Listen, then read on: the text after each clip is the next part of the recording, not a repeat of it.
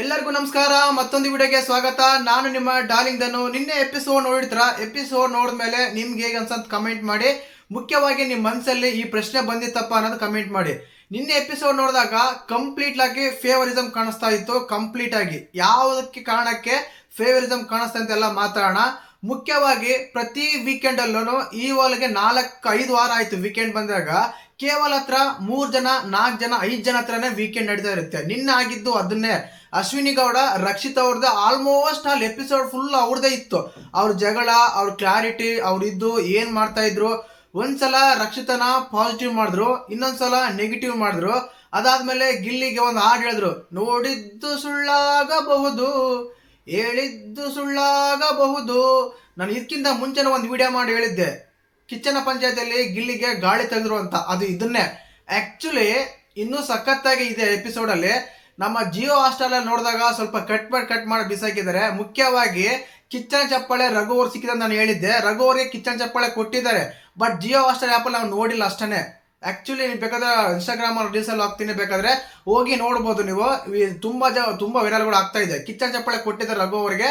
ಅದು ಜಿಯೋ ಹಾಸ್ಟೆಲ್ ಅಲ್ಲಿ ನಾವು ನೋಡಿದಾಗ ಆ ಎಪಿಸೋಡ್ ಅಲ್ಲಿ ಬಂದೇ ಇಲ್ಲ.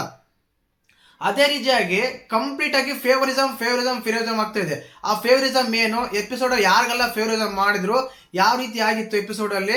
ಇಲ್ಲಿ ಕೇಳಲೇಬೇಕಾದ ಪ್ರಶ್ನೆಗಳು ಕೆಲವು ಕೇಳಲೇ ಇಲ್ಲ, ಅದ್ರ ಬಗ್ಗೆ ಮಾತೇ ಆಡ್ಲಿಲ್ಲ ಕಂಪ್ಲೀಟ್ ಆಗಿ. ಆ ರೀತಿ ಆಗ್ತಾ ಇತ್ತು. ಎಪಿಸೋಡ್ ಬಗ್ಗೆ ಕಂಪ್ಲೀಟ್ ಆಗಿ ಮಾತಾಡೋಣ. ದಯವಿಟ್ಟು ಚಾನಲ್ ಯಾರನ್ನ ಹೊಸ ನೋಡ್ತಿದ್ರೆ ಮಿಸ್ ಮಾಡ್ತಾನೆ, ಸಬ್ಸ್ಕ್ರೈಬ್ ಮಾಡಿ, ಲೈಕ್ ಮಾಡಿ, ಶೇರ್ ಮಾಡಿ. ಮುಖ್ಯವಾಗಿ ಎಪಿಸೋಡ್ ಬಗ್ಗೆ ಮಾತಾಡೋಣ. ಕಿಚ್ಚನ ಪಂಚಾಯತಿ, ಕಿಚ್ಚ ಸರ್ ಪಂಚಾಯತಿ ಬಗ್ಗೆನೇ ಮಾತಾಡೋಣ. ಪಂಚಾಯತಿಲಿ ಏನಂದ್ರೆ, ನಮ್ಮ ಅಶ್ವಿನಿ ಗೌಡ ಅವರು ಹೇಳಿದ್ರು ಕಿಚ್ಚ ಸರ್ಗೆ ಏನಂತ, 3-4 ಸಲ ನಮ್ಗೆ ರಕ್ಷಿತಾ ಶೆಟ್ಟಿ ಅವರು ಚಪ್ಪಲಿ ತೋರಿಸಿದ್ರು ಅಂತ. ನಾವ್ ಎಪಿಸೋಡ್ ಅಲ್ಲೂ ನೋಡಿಲ್ಲ, ಲೈವ್ ಅಲ್ಲೂ ನೋಡಿಲ್ಲ. ಎಲ್ಲಿ ಚಪ್ಪಲಿ ತೋರಿಸಿದ್ರು ಇವ್ರಿಗೆ? ಆ ಚಪ್ಪಲಿ ಟಾಪಿಕ್ ಬಂದಿಲ್ಲ, ಚಪ್ಪಲಿ ತೋರಿಸೇ ಇಲ್ಲ ಅವರು. ಏನಂದ್ರೆ ಹಿಂಗ ಡ್ಯಾನ್ಸ್ ಮಾಡ್ಕಂತ ಮಾತಾಡ್ತಾ ಇದ್ರು, ಡ್ಯಾನ್ಸ್ ಮಾತಾಡ್ಕಂತ ಅವ್ರಿಗೆ ರಿಪ್ಲೈ ಕೊಡ್ತಾ ಇದ್ರು. ಇದು ನಾವು ನೋಡಿದೀವಿ, ಲೈವ್ ಅಲ್ಲೂ ನೋಡಿದೀವಿ, ಎಪಿಸೋಡ್ ಅಲ್ಲೂ ನೋಡಿದ್ವಿ. ಆದ್ರೆ ಚಪ್ಪಲಿ ತೋರಿಸಿದ್ದು ನೀವು ನೋಡಿದ್ರೆ ನೀವು ಕಮೆಂಟ್ ಮಾಡಿ. ನಾನಂತೂ ನೋಡಿಲ್ಲ, ತುಂಬಾ ಜನ ನೋಡಿಲ್ಲ ಅಂತ ನಾನು ಅನ್ಕೊಂಡಿದ್ದೀನಿ. ಅಷ್ಟೊಂದು ಕ್ಲಿಯರ್ ಕಟ್ ಆಗಿ ಕಿಚ್ಚನ ಪಂಚಾಯತಿಯಲ್ಲಿ ಅವರು ಅಶ್ವಿನಿ ಗೌಡ ಅವರು ಏನಂತ ಚಪ್ಪಲಿ ತೋರಿಸಿದ್ರು ಅಂತ ಅವರು ಹೇಳ್ಬೇಕಾದ್ರೆ ಕಿಚ್ಚ ಸರ್ ಒಂದು ಕ್ಲಾರಿಟಿ ಕೊಡ್ಬೇಕಾಗಿತ್ತು. ನೀವು ತಪ್ಪು ಸ್ಟೇಟ್ಮೆಂಟ್ ಕೊಡ್ತಾ ಇದ್ದೀರಾ, ಅವ್ರು ಎಲ್ಲಿ ಚಪ್ಪಲಿ ತೋರಿಸಿಲ್ಲ, ನಾವು ಕೂಡ ನೋಡಿದೀವಿ ಅಂತ. ಆದ್ರೆ ಅದ್ರ ಬಗ್ಗೆ ಮಾತೇ ಆಡ್ಲಿಲ್ಲ. ಅದ್ರ ಬಗ್ಗೆ ಒಂದು ಇದೇನು ಕನ್ಸ್ಟ್ರಕ್ಟೇ ಬರಲಿಲ್ಲ. ಅದ್ರ ಬಗ್ಗೆ ಒಂದು ಎತ್ತಲೇ ಇಲ್ಲ ವಿಷಯ. ಆಮೇಲೆ ಕಲಾವಿದರಿಗೆ ಅವಮಾನ ಅಂತ ಬಂದಿದ್ದು ಅಲ್ಲಿ ಅವ್ರು ಎಲ್ಲಾ ಕಲಾವಿದರಿಗೆ ಅವಮಾನ ಮಾಡಿಲ್ಲ. ನಿಮ್ಮ ಆಕ್ಟಿಂಗ್ ಸೀರಿಯಲ್ ಅಲ್ಲಿ ಮಾಡಿ ನನ್ನ ಹತ್ರ ಬೇಡ ಅಂತ ಆ ಸ್ಟೇಟ್ಮೆಂಟ್ ಕೊಟ್ಟಿದ್ರು. ಅದ್ರ ಬಗ್ಗೆ ಕಾವ್ಯ ಅವರು ಕ್ಲಾರಿಟಿ ಕೊಡ್ತಾರೆ, ತುಂಬಾ ಚೆನ್ನಾಗಿ ಕೂಡ ಇಷ್ಟ ಆಯ್ತು. ಇನ್ನು ಅದಾದ್ಮೇಲೆ ರಘು ಅವರು ತುಂಬಾ ಸಲ ಹೇಳ್ತಾರೆ ಏನಂತ, ಇದಾಗಿತ್ತು ಅಂತ. ಕೊನೆಗೆ ಅವ್ರ ಬಾಯಿನೇ ಮುಚ್ಚಿಸ್ಬಿಟ್ರು, ಆ ರೀತಿ ಮಾಡಿದ್ರು. ಇಲ್ಲಿ ರಕ್ಷಿತಾ ಅವರಿಗೆ ಅದೇನಂತಾರೆ, ಬಲವಂತವಾಗಿ ನನಗೇನು ಪ್ರಾಬ್ಲಮ್ ಆಗಿರಲಿಲ್ಲ, ನಾನು ಚೆನ್ನಾಗಿದ್ದೆ ಅನ್ನೋ ರೀತಿಯಲ್ಲಿ ಪೋರ್ಟ್ರೇ ಮಾಡಿ ಮತ್ತೆ ರಕ್ಷಿತ್ ಅವ್ರು ಕೂಡ ಬ್ಯಾಡ್ ಮಾಡಿದ್ರು. ಸ್ಟಾರ್ಟಿಂಗ್ ಅಲ್ಲೆಲ್ಲ ಚೆನ್ನಾಗಿ ತಗೊಂಬಂದ್ರು, ಫೇಕ್ ಅಂತ ಹೇಳಿದ್ರು, ಇನ್ನೊಂದು ಹೇಳಿದ್ರು. ಎಲ್ಲ ತಗೊಂಬಂದಾಗ ಎಲ್ಲ ಮಾತಾಡಿದಾಗ ಏನಾಯ್ತಂದ್ರೆ, ರಕ್ಷಿತ್ ಅಂದೇ ಕರೆಕ್ಟ್ ಅನ್ನೋ ರೀತಿ ತಗೊಂಬಂದಾಗ ಮತ್ತೆ ಟಾಸ್ಕ್ ಅಂತ ಬಂದಾಗ ಏನಾಗುತ್ತಂದ್ರೆ, ಇಲ್ಲ ಒಂದು ಕ್ಲಾರಿಟಿ ಕೊಡ್ತೀನಿ ನಾನು. ರಾಸಿಕಾ ಅವ್ರಿಗೆ, ಸ್ಪಂದನ ಅವ್ರಿಗೆ ಬ್ಯಾಡ್ ಆಗಿ ತೋರಿಸಿ, ಬ್ಯಾಡ್ ಆಗ್ಬೇಕು ಅಂತ ನಾನು ಹೇಳ್ತಾ ಇಲ್ಲ. ಬಟ್ ಅವ್ರು ಮಾಡಿದ್ದೇನಂದ್ರೆ, ನನಗೆ ಸ್ಪಂದನ ಅವ್ರ ಬಗ್ಗೆ ಕ್ಲಾರಿಟಿ ಇಲ್ಲ, ಬಟ್ ರಾಸಿಗೆ ಮಾತ್ರ ಮಾಡಿದ್ದು ನಿಜನೇ, ಗ್ರಜ್ಜಿಂದನೇ ಮಾಡಿದ್ದವರು. ಏನಂತ ಗೊತ್ತಾ, ಸಿಗ್ಲಿ ರಕ್ಷಿತಾ ಟಾಸ್ಕ್ ಅಲ್ಲಿ ಮಾಡ್ತೀನಿ ಅಂತ ತುಂಬಾ ಸಲ ಹೇಳಿದಾರೆ. ಲೈವ್ ಅಲ್ಲಿ ತುಂಬಾ ಸಲ ಹೇಳಿದ್ದಾರೆ. ಅಶ್ವಿನಿ ಗೌಡ ಅವರು ಕೂಡ ಹೇಳಿದ್ದಾರೆ ಬರ್ಲಿ ಟಾಸ್ಕ್ ಅಲ್ಲಿ ನೋಡ್ತೀನಿ ರಕ್ಷಿತಾ ಅವ್ರನ್ನ ಒಂದ್ ಕೈ ನೋಡ್ಕೊಂತೀನಿ ತುಂಬಾ ಹೇಳಿದ್ದಾರೆ. ಟಾಸ್ಕ್ ಅಲ್ಲಿ ಲೈವ್ ಅಲ್ಲಿ ಟಾಸ್ಕ್ ಅಲ್ಲಿ ಸಿಗ್ಲಿ ಅಂತ. ಅಲ್ಲೇ ಇವೆಲ್ಲ ಹೇಳಿಕೆಗಳೆಲ್ಲ ಕೊಟ್ಟ ಮೇಲೆ ಮತ್ತೆ ಇದು ಗ್ರಜ್ ಅಲ್ಲದೆ ಇನ್ನೇನು ಮತ್ತೆ. ಇಲ್ಲಿ ಅವರು ಆಕ್ಚುಲಿ ಅಲ್ಲಿ ನಿಮ್ಗೆ ಏನ್ ಪ್ರಾಬ್ಲಮ್ ಇಲ್ಲ ಅಂತ ಕಿಚ್ಚ ಸರ್ 2-3 ಸಲ ಕೇಳಿದಾಗ ಇನ್ನು ಏನೋ ಮಾತಾಡಕ್ಕೆ ಹೊಡ್ತಾ ಇದ್ರು ನಮ್ಮ ರಕ್ಷಿತಾ. ಅಲ್ಲಿಗೆ ಕಿಚ್ಚ ಸರ್ ಬೇರೆ ಟಾಪಿಕ್ ತಗೊಂಡ್ಬಿಟ್ರು, ಅಲ್ಲಿಗೆ ಸ್ಟಾಪ್ ಆಯ್ತು. ಅದ್ ಏನಂತಂದ್ರೆ, ರಕ್ಷಿತಾ ಇನ್ನು ಆಟ ಆಡ್ತಾ ಇದ್ಲು, ರಕ್ಷಿತ್ಗೆ ಅನ್ಕಂಫರ್ಟಬಲ್ ಇದ್ದಿಲ್ಲ ಟಾಸ್ಕ್ ಅಲ್ಲಿ ಅಂತ ತೋರಿಸಿದ್ರು. ಅದ್ರೆ ಇಲ್ಲೇ ಗೊತ್ತಾಗುತ್ತೆ ಕ್ಲಿಯರ್ ಕಟ್ ಆಗಿ ಫೇವರಿಸಂ ಅಂತ. ಯಾಕೆಂದ್ರೆ ನೋಡಿ, ಅದು ಚಪ್ಪಲಿ ತೋರಿಸಿದ್ದಾರೆ, ಚಪ್ಪಲಿ ನನಗೆ ಮಾತಾಡಿದ್ದಾರೆ, ಅವಮಾನ ಮಾಡಿದಾರೆ ಅನ್ನೋ ಒಂದು ದೊಡ್ಡ ಸ್ಟೇಟ್ಮೆಂಟ್. ಆ ಸ್ಟೇಟ್ಮೆಂಟ್ ಬಗ್ಗೆ ಕಿಚ್ಚ ಸರ್ ಒಂದು ಕ್ಲಾರಿಟಿ ಕೊಟ್ಟಿದ್ರೆ ಅಲ್ಲಿಗೆ ಆ ಟಾಪಿಕ್ ಮುಗ್ದಿರೋದು. ಆ ಟಾಪಿಕ್ ತಗೊಳಲ್ಲ. ಇನ್ನೊಂದು ಬಿಗ್ ಬಾಸ್ ಒಂದು ಫಸ್ಟ್ ನನಗೆ ಅನ್ಸುತ್ತೆ ಇಡೀ ಮನೆಯನ್ನೇ ನಾಮಿನೇಟ್ ಮಾಡ್ತಾರೆ ಕಿಚ್ಚ ಸರ್. ನನಗೆ ಅನ್ಸಿದ ಮಟ್ಟಿಗೆ ಯಾವ ಒಂದು ಸೀಸನ್ ಅಲ್ಲಿ ಕೂಡ ಕಿಚ್ಚ ಸರ್ ಯಾರು ಹೆಲ್ಮೆಟ್ ಮಾಡಿರಲಿಲ್ಲ. ಅದು ಫಸ್ಟ್ ಟೈಮ್ ಅಂತ ಸೀಸನ್ ಅನ್ಕೊಂಡಿದ್ದೀನಿ. ಯಾಕಂದ್ರೆ ಎಲ್ಲರನ್ನು ಹೆಲ್ಮೆಟ್ ಮಾಡ್ತಾರೆ, ಟಾಸ್ಕೇ ಕೊಡಲ್ಲ, ನೀವು ಯಾವ ರೀತಿ ಆಡ್ತೀರ ಆಡಿ ಅಂತ. ಇಲ್ಲಿ ಯಾಕಂದ್ರೆ ನಾನು ನಿನ್ನೆನೆ ಹೇಳಿದ್ದೆ ಒಂದು ಏನಂತಂದ್ರೆ ಈ ಸಲ ಸಖತ್ತಾಗೆ ಕ್ಲಾಸ್ ಇದೆ ಅಂತ. ಇಲ್ಲಿ ರಾಸಿಕಾ ಸೂರಜ್ ಅಲ್ಲ, ಇಲ್ಲಿ ಮುಖ್ಯವಾಗಿ ರಾಸಿಕಾ ಸೂರಜ, ಗಿಲ್ಲಿ ಕಾವ್ಯನ, ಇನ್ನೂ ಯಾರ್ಯಾರ ಅನ್ನೋದು ಮುಖ್ಯ ಅಲ್ಲ. ಜೋಡಿ ಜೋಡಿಯಾಗಿ ಆಡ್ತಾ ಇದ್ರ, ಅದರಿಂದ ಬೇರೆ ಆಗಿ ಕಿಚ್ಚ ಸರ್ ಒಂದು ಮಾತು ಹೇಳ್ತಾರೆ, ಬಿಗ್ ಬಾಸ್ ಮನೇಲಿ ಬಿಗ್ ಬಾಸ್ ಆಟ ಆಡಿ ನಿಮ್ಗೇನಾರು ರಿಲೇಶನ್ಶಿಪ್ ಬೇಕು, ಬಾಂಡಿಂಗ್ ಬೇಕು, ಇನ್ನು ಏನೋ ಬೇಕಂದ್ರೆ ಹೊರಗಡೆ ಬಂದ್ಮೇಲೆ ಮದುವೆ ಆಗಿ ಮಕ್ಕಳಾಗಿ ಬಾಂಡಿಂಗ್ ಮಾಡಿ ಏನಾದ್ರೂ ಮಾಡ್ಕೊಂಡು ಸಾಯ್ರಿ, ಬಿಗ್ ಬಾಸ್ ಮನೇಲಿ ಮಾತ್ರ ಆಟ ಆಡಿ ಅಂತ. ಇದು ಯಾರಿಗೆ ಹೇಳಿರ್ತಾರೆ ಹೇಳಿ? ಕೇವಲ ರಾಸಿಕಾ ಸೂರಜ್ ಮಾತ್ರ ಅಲ್ಲ, ಗಿಲ್ಲಿ ಕಾಬಿಗೆ ಹೇಳಿರ್ತಾರೆ, ಅಶ್ವಿನಿ ಗೌಡಗೂ ಜಾನಿಗೂ ಹೇಳಿರ್ತಾರೆ, ಅಲ್ಲಿರೋ ಯಾರೆಲ್ಲ ಬಾಂಡಿಂಗ್ ಅಲ್ಲಿ ಇದಾರೆ ಅವ್ರು ಎಲ್ಲರಿಗೂ ಹೇಳಿರ್ತಾರೆ. ಅದು ಕೇವಲ ಹುಡುಗ ಹುಡುಗಿ ಅಂತಲ್ಲ, ಬೇರೆ ಬೇರೆ ರಿಲೇಷನ್ಸ್ ಆಗಿರ್ಬೋದು. ಈ ರೀತಿ ಇದ್ದಾಗ ಕ್ಲಿಯರ್ ಕಟ್ ಆಗಿ ಹೇಳ್ತಾರೆ. ಇನ್ನೊಂದು ಮಾತು ಹೇಳ್ತಾರೆ ಕಿಚ್ಚ ಸರ್, ಏನಂತಂದ್ರೆ ಫೋನ್ ಕಾಲ್ ಬಂದಾಗ ಯಾರಾದ್ರೆ ಮನೆಯವ್ರು ಹೇಳಿದ್ದು ಸತ್ಯ ಚೆನ್ನಾಗಿದೆ, ನಾನು ಅದು ಎಕ್ಸೆಪ್ಟ್ ಮಾಡ್ಕೊಂಡ್ರ ಅವ್ರಿಗಿಂತ ಮುಟ್ಟಾಳ್ರು ಇನ್ನೊಬ್ರಿಲ್ಲ ಅಂತ. ಅದು ಕ್ಲಿಯರ್ ಕಟ್ ಆಗಿ ಹೇಳಿದ್ದು ನಮ್ಮ ರಾಸಿಕಾ ಅವ್ರಿಗೇನೆ ಹೇಳಿದ್ದು.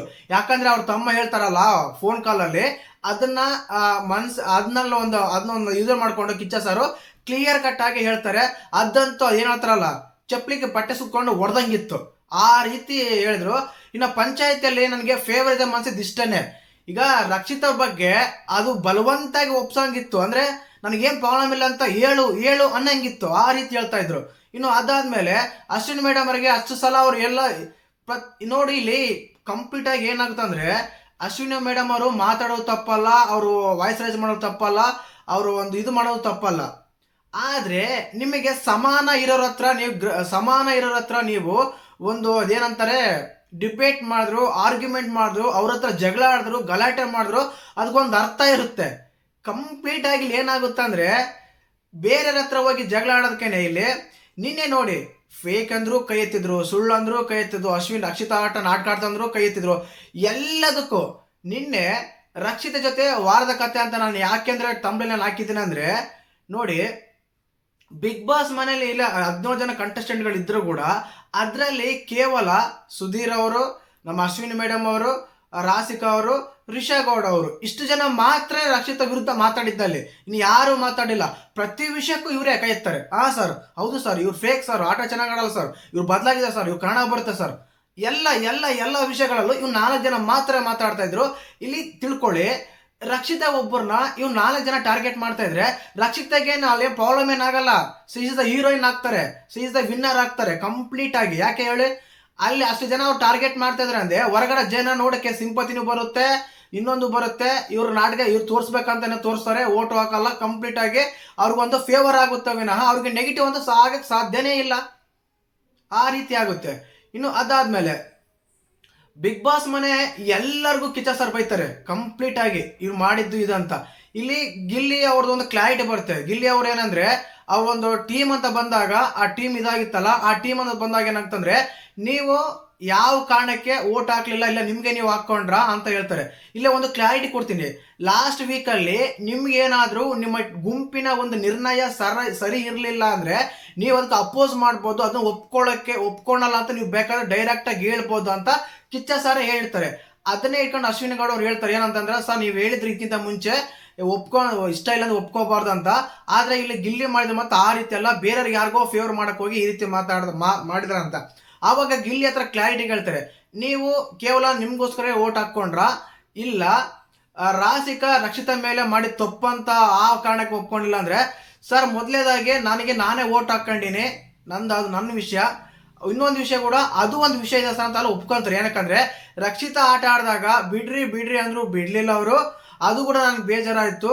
ಒಂದು ಹೆಣ್ಣಿನ ಮೇಲೆ ಈ ರೀತಿ ಆದಾಗ ನನಗೆ ಬೇಜಾರಾಯ್ತು. ಅದು ಒಂದು ವಿಷಯ ಕೂಡ ರೀಸನ್ ಕೂಡ ಉಂಟು, ಯಾವ ಕಾರಣಕ್ಕೆ ರಾಸಿಕಾಗೆ ಓಟ ಆಗದೆ ಇರಲು ಕಾರಣಕ್ಕೆ ಅಂತ. ಇಲ್ಲೇನಾಗುತ್ತೆ ಅಂದ್ರೆ ಅಲ್ಲಿ ಗಿಲ್ಲಿ ಬ್ಯಾಡ್ ಆಗದ ಅಂದ್ರೆ ರಕ್ಷಿತಾ ಅಲ್ಲಿ ಮತ್ತೆ ಕ್ಲಾರಿಟಿ ಕೊಡ್ತಾರ, ರಕ್ಷಿತಾ ಏನ್ ಪ್ರಾಬ್ಲಮ್ ಆಗಿಲ್ಲ, ಚೆನ್ನಾಗಿ ಆಟ ಆಡ್ತಾರಂತ. ಇಲ್ಲಿ ರಕ್ಷಿತಾ ನಾಟಕ ಮಾಡ್ತಾಳೆ, ಗಿಲ್ಲಿ ಅದರಿಂದ ಬಲಿಯಾದ ಅನ್ನೋ ಒಂದು ಫೇವರ್ ಬರುತ್ತೆ.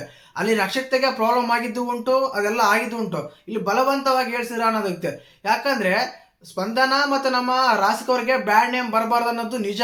ಆದ್ರೆ ಲೈವ್ ಅಲ್ಲೇ ತುಂಬಾ ಸಲ ಹೇಳಿದಾರೆ ಅವರು, ಸಿಗ್ಲಿ ಮಾಡ್ತೀನಿ, ಈ ಬಿಗ್ ಬಾಸ್ ಮನೆ ನಾನು ಟಾರ್ಗೆಟ್ ರಕ್ಷಿತಾ ಮಾತ್ರನೇ, ಯಾರು ಅಲ್ಲ ಅಂತ ಸ್ಟೇಟ್ಮೆಂಟ್ ಕೂಡ ಕೊಟ್ಟಿದ್ದಾರೆ ನಮ್ಮ ರಾಸಿಕಾ ಅವರು. ಈ ರೀತಿ ಆದಾಗ ಗ್ರಜ್ಜಿಂದ ಮಾಡಿದ್ರ ಅಂತ ಅನಿಸುತ್ತೆ. ಇನ್ನೊಂದು ಮುಖ್ಯವಾಗಿ ಈ ಎಪಿಸೋಡಲ್ಲಿ ಗಿಲ್ಲಿಗೆ ಹೇಳ್ದಲ್ಲ, ಕೇಳಿದ್ದು ಸುಳ್ಳಾಗಬಹುದು, ಇದೊಂದು ಬೇಕಾಗಿತ್ತು, ಕಂಪ್ಲೀಟ್ ಆಗಿದ್ದು ಬೇಕು. ಯಾಕೆ ಅಂದ್ರೆ ಅವರು ಪ್ರತಿ ಸಲ ಒಂದ್ಸಲ ಅದೇ ರಕ್ಷಿತಾ ಶೆಟ್ಟಿ ಅವ್ರ ಜೊತೆಗೆ ಪರವಾಗಿ ನಿಂತು ಕಿಚ್ಚನ ಚಪ್ಪಳ ಸಿಕ್ಕಿತ್ತು. ಈಗ ಅದೇ ರಕ್ಷಿತಾ ಪರವಾಗಿ ನಿಂತು ಸ್ವಲ್ಪ ನೆಗೆಟಿವ್ ಕೂಡ ಸಿಕ್ತು. ನಾನು ನಿನ್ನೆ ಅದಕ್ಕೇನೆ ಒಂದು ವಿಡಿಯೋ ಮಾಡಿದ್ದೆ, ಗಿಲ್ಲಿಯ ಗಾಳಿ ತೆಗೆದ ಕಿಚ್ಚ ಸರ್ ಅಂತ, ಅದನ್ನೇ ಹೇಳಿದ್ದು. ಇನ್ನು ಸುಮಾರಾಗೆಲ್ಲ ಕಮೆಂಟ್ಸ್ ಬರ್ತಾ ಇವೆ. ಈ ಫೇವರಿಸಮ್ ಏನಕ್ಕೆ ಅಂತ ಗೊತ್ತಾಗಲ್ಲ. ಯಾಕೆ ಅಂದ್ರೆ ನೋಡಿ, ಇಲ್ಲಿ ಇನ್ನೂ ಗಿಲ್ಲಿ ಅವ್ರು ಕೂಡ ಒಂದು ಸ್ವಲ್ಪ ಮಾತು ಬೇಕಾಗಿತ್ತು. ಬಟ್ ಸಿಂಪಲ್ ಆಗಿನೇ ಇದು ಮಾಡಿದ್ರು, ಅಂದ್ರೆ ನೈಸ್ ಮಾಡ್ಯಾನೆ. ಅಂದ್ರೆ ಬೈದಂಗೂ ಇತ್ತು, ಬೈಲ್ದಂಗೂ ಇತ್ತು.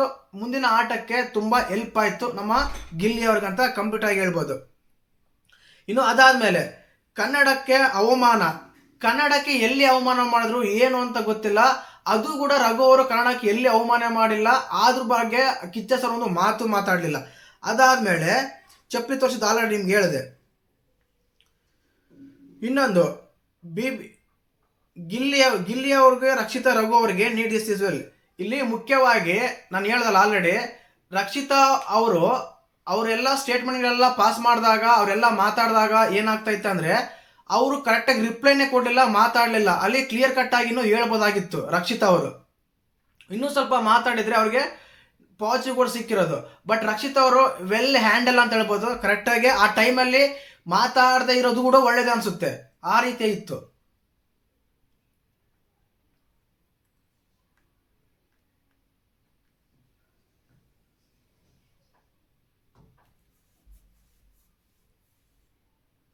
ನಿಮ್ಗೆ ಅನ್ಸುತ್ತಾ ಅಂದ್ರೆ ರಕ್ಷಿತಾ ಅವರು ಎಲ್ಲಾ ವಿಷಯಗಳಲ್ಲೂ ಮೂಗು ತೂರಿಸ್ತಾರಂತ?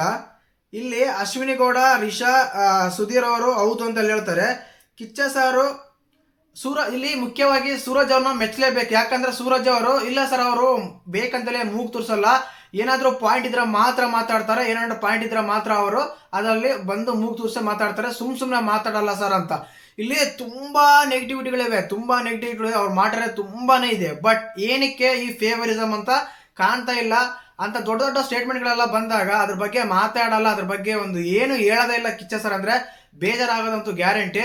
ಮತ್ತೆ ನಿನ್ನೆ ಎಪಿಸೋಡ್ ನೋಡಿದಾಗ ಕಂಪ್ಲೀಟ್ ಆಗಿ ಇಬ್ಬರಿಗಂತಲ್ಲ, ಜೊತೆಯಾಗಿ ಯಾರೆಲ್ಲ ತಿರುಗಾಡ್ತಾ ಇದ್ದಾರೋ, ಜೊತೆಗೆ ಯಾರೆಲ್ಲ ಇದ್ದಾರೋ ಅವ್ರು ಒಂದೇ ಮಾತು ಹೇಳಿದ್ರು. ಆಲ್ರೆಡಿ ಹೇಳ್ತಾರ, ಹೊರಗಡೆ ಬಂದ್ಮೇಲೆ ಸಂಬಂಧ ಬೆಳೆಸ್ಕೊಳ್ಳಿ, ಬಾಂಡಿಂಗ್ ಬೆಳೆಸ್ಕೊಳ್ಳಿ, ಮದುವಾಗಿ ಮಕ್ಕಳು ಮಾಡಿ, ಇನ್ನೂ ಏನಾದ್ರೂ ಮಾಡ್ಕೊಳ್ಳಿ, ಬಿಗ್ ಬಾಸ್ ಮನೆಯಲ್ಲಿ ಆಟ ಆಡಿ ನೀವು ಒಂಥರ ಜೋಕರ್ ತರ ಕಾಣ್ತಾ ಇದ್ರೆ ಹೊರಗಡೆ ನೋಡೋರ್ಗೆ ಅಂತ ಹೇಳಿದ್ದು ಮಾತ್ರ. ಅವಾಗ ನಮ್ಮ ರಾಸಿಕ ಅವರ ಒಂದು ಫೋಟೋ ಮೇಲೆ ಜೂಮ್ ಆಗ್ತಾ ಕ್ಯಾಮ್ರಾಮ್ಯಾನ್, ಅಷ್ಟೇ ಅರ್ಥ ಮಾಡ್ಕೊಳ್ಳಿ. ಅದ್ರ ಬಗ್ಗೆ ಇನ್ನೇನು ಮಾತಾಡೋದು ಬೇಡ. ಮತ್ತೆ ನಿನ್ನೆ ಎಪಿಸೋಡ್ ನೋಡಿದಾಗ ಏನೋ ಅಂತ ಕಮೆಂಟ್ ಮಾಡಿ. ಹಾಗೇನೆ ಚಾನಲ್ ಯಾರು ಹೊಸ ನೋಡ್ತಿದ್ರೆ ಮಿಸ್ ಮಾಡಿ ಸಬ್ಸ್ಕ್ರೈಬ್ ಮಾಡಿ, ಲೈಕ್ ಮಾಡಿ, ಶೇರ್ ಮಾಡಿ. ಜೈ ಹಿಂದ್, ಜೈ ಕರ್ನಾಟಕ ಮಾತೆ.